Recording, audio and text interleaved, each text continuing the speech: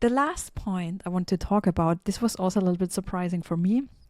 This is actually the role of content creators for Path of Exile, which was also observed through a scientific study.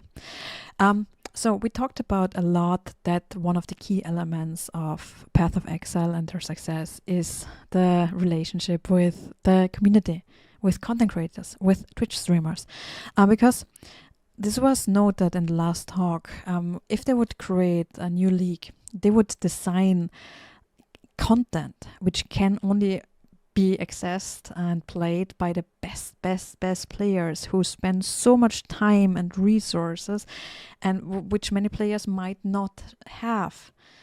And this could be like less than 10% of all players.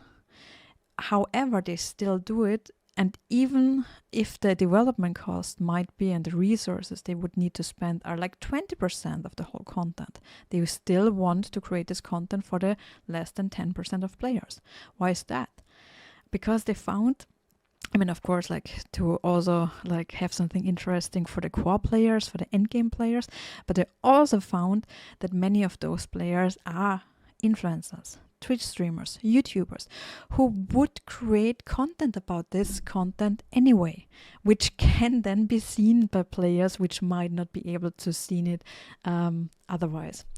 So there's another quite interesting study which is called like Tedious by Design, and the author would explore how creators influence the game world and the player experience in Path of Exile. So this is quite interesting to see how much influence influencers do have